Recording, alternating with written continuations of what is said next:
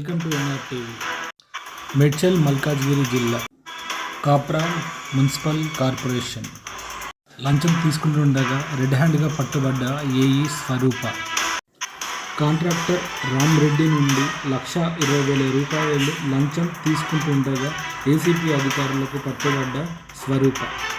గతంలో కూడా ఇలాగే కాంట్రాక్టర్లను వేధింపులకు గురిచేసిన ఏఈ స్వరూప.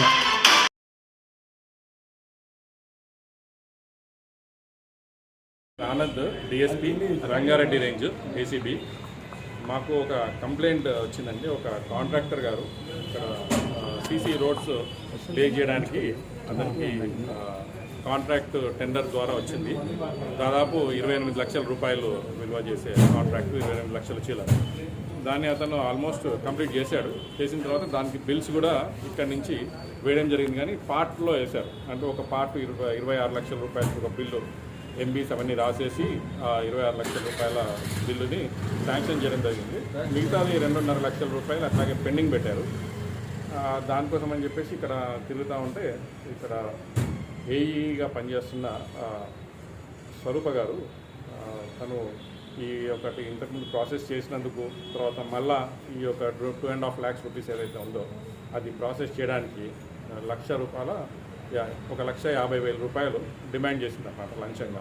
అట్లయితేనే ఇక మిగతా 2.5 లక్షల రూపాయలది నేను ప్రాసెస్ చేసి ఫార్వర్డ్ చేస్తాను, లేకపోతే చేయను అని చెప్పేసి చెప్తే అతను విధిలేక మా దగ్గర అప్రోచ్ చేయడం జరిగింది. చేస్తే ఈరోజు మళ్ళీ ఒకసారి మధ్యలో అతను వెళ్ళి రిక్వెస్ట్ చేసినాడు, ఇంత 1,50,000 ఇచ్చుకోలేనమ్మా, కొంచెం తగ్గించానంటే 1,20,000 రూపాయలకి తను ఒప్పుకుంది. తర్వాత మా దగ్గర అప్రోచ్ చేయడం జరిగింది. అప్రోచ్ చేసిన తర్వాత మేము అతని యొక్క కంప్లైంట్ని కేసు నమోదు చేసుకుని ఈరోజు 1,20,000 రూపాయలు ఇస్తున్నప్పుడు ఇక్కడే ఆఫీస్ ప్రాంగణంలోనే రెడ్ హ్యాండెడ్గా పట్టుకోవడం జరిగింది. ఇంకా ఉన్నారా సార్ అధికారులు దగ్గర?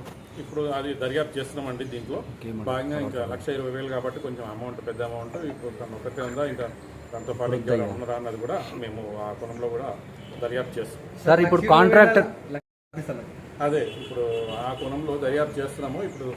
ఇప్పుడే పట్టుకోవడానికి జరిగింది. ఇంకా కొంచెం సమయం పడుతుంది. ఆ దర్యాప్తు దాంట్లో ఎవరున్నా కూడా ఎవరిని వదిలేది ఉండదు. అందరూ దాంట్లో కంపల్సరీగా ఆ దర్యాప్తులో భాగంగా అందరిపైన. సార్ కాంట్రాక్టర్ ఏం చెప్తున్నాడంటే ఇక్కడ స్థానిక కార్పొరేటర్తో సహా డిమాండ్ చేసిందని చెప్పేసి చెప్తున్నారు. దానిపైన కార్పొరేటర్ పేరు కూడా వాడుకున్నది. కార్పొరేటర్ పేరు చెప్పి కార్పొరేటర్కి ఇవ్వాలి తర్వాతనే దీంట్లో దిశగా మేము ఎంక్వైరీ చేస్తామండి. దీంట్లో ఏమి కంప్లైంట్లో వేరే ఏమి ఇన్ఫర్మేషన్ వచ్చినా కూడా దాంట్లో కూడా మేము దర్యాప్తు చేయాలి. సార్ మీ తనిఖీల్లో టౌన్ ప్లానింగ్ మీద ఏమన్నా కంప్లైంట్స్ వస్తున్నాయి?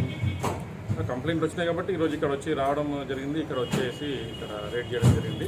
అట్లాగే ఎవరైనా కూడా ఎవరైనా గవర్నమెంట్ సర్వెంట్స్ వాళ్ళు చేయాల్సిన పనిని చేయకుండా చేయడానికి మిమ్మల్ని ఎవరైనా డబ్బులు డిమాండ్ చేస్తే దయచేసి ప్రజలకు విజ్ఞప్తి 1064 మా టోల్ ఫ్రీ నెంబర్ కానీ వాట్సాప్ నెంబర్ కానీ ఫేస్బుక్ ద్వారా కానీ చేయమని చెప్పి రిక్వెస్ట్ చేస్తున్నాను. Thank you. నేను 50 లక్షల వర్క్, అది 20% లెస్ చేసి డబ్బులు రాయలేదు. బిల్లు రాయమంటే సతాయించి 2 లక్షలు డిమాండ్ చేసి స్వరూపాన ఏఈ మేడం సతాయించింది కాబట్టి నేను కొంచెం నా దగ్గర నింపవలసి వచ్చింది. ఎన్ని రోజుల నుంచి సతాయిస్తాను? 3 నెలల నుంచి సతాయిస్తాను. ఏమని అడుగుతుంది? డబ్బులు కావాలంటుంది. 2 లక్షలు అడిగింది. లాస్ట్కి వచ్చి 1,20,000 వచ్చింది. కాంట్రాక్ట్ బిల్లు 50 లక్షల వర్క్ అయితే అనుగుణంగా 30 లక్షలు. ఇంకెవరి పేరైనా వాడిందా అధికారులు?